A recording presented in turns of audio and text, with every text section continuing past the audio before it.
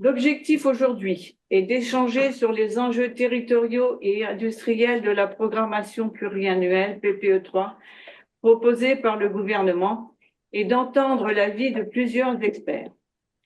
RETM est engagé depuis 3 ans pour mieux informer les élus et toutes les parties prenantes des enjeux énergétiques et pour mettre en œuvre les solutions les plus efficaces pour notre territoire en étroite coopération avec les représentants de l'État, les acteurs économiques et notamment la profession agricole dont les productions sont essentielles pour l'alimentation humaine et animale.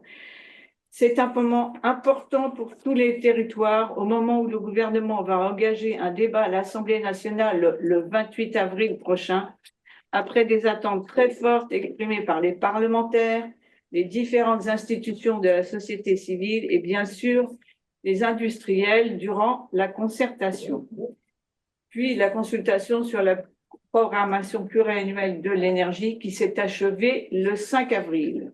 Il s'agit en effet d'assurer notre indépendance énergétique pour les prochaines décennies, mais aussi de sécuriser le coût de la vie de tous les Français et le coût de l'énergie pour nos entreprises, notamment de l'électricité qui a été multipliée par 3 en 15 ans. Et c'est d'ailleurs le thème choisi de la souveraineté énergétique par le gouvernement pour présenter sa stratégie le 28 avril à 14 heures à l'Assemblée nationale.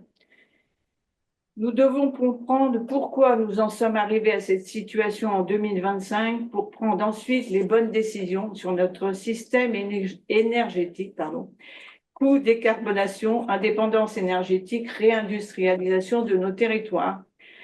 Ceci va engager les générations à venir pour plusieurs décennies. C'est ce qu'attendent les Français.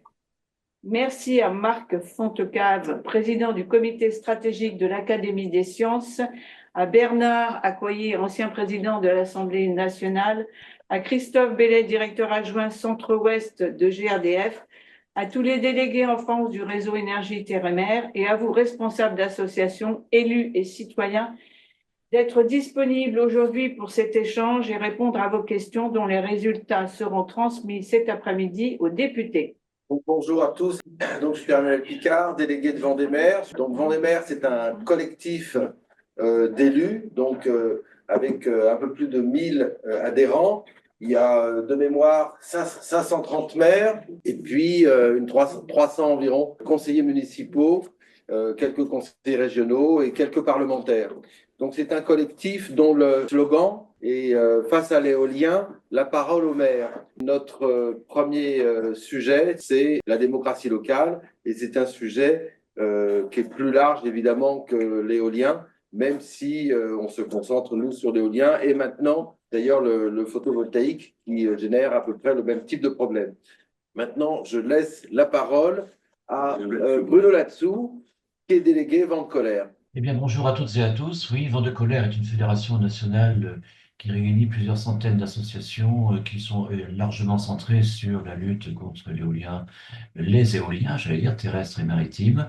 Et Vent de Colère donc, soutient évidemment cette démarche nationale, y compris en préparation de la manifestation, des différentes manifestations que nous aurons le samedi 24 mai prochain. Merci Bruno. Donc, je vais vous présenter donc Nicolas Beau rapidement l'ordre du jour. Donc, nous allons commencer par quelques actualités et la situation sur le décret PPE3. Puis nous passerons la parole à Marc Fontecave, donc président de la commission prospective énergie de l'Académie des sciences.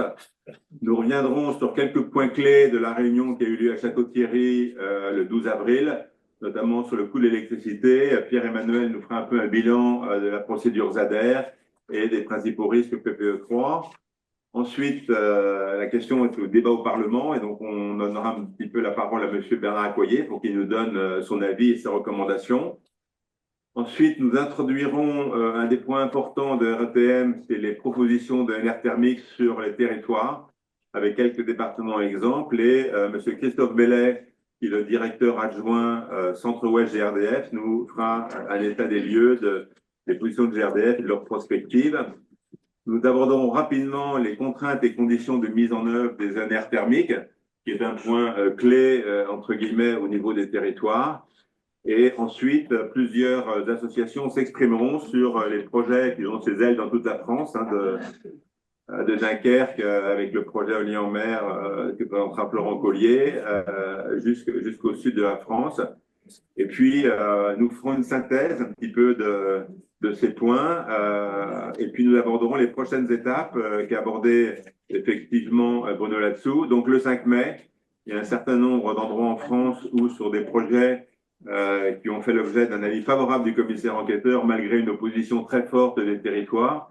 Donc, il y aura un petit peu une confrontation entre la vision du commissaire enquêteur et celle qui a été exprimée durant l'enquête. Le 10 mai, il y aura des réunions dans le plus grand nombre de départements. Et à tous ceux qui sont là aujourd'hui, on vous mettra en contact.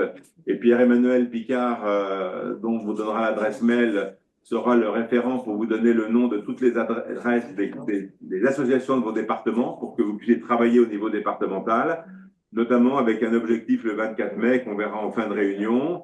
Et pour votre information, cette démarche est également suivie au niveau européen, puisque avec 5 pays européens, nous avons pris une initiative qui aura lieu le 26 mai à Bruxelles, au Parlement européen. Donc voilà pour l'ordre du jour.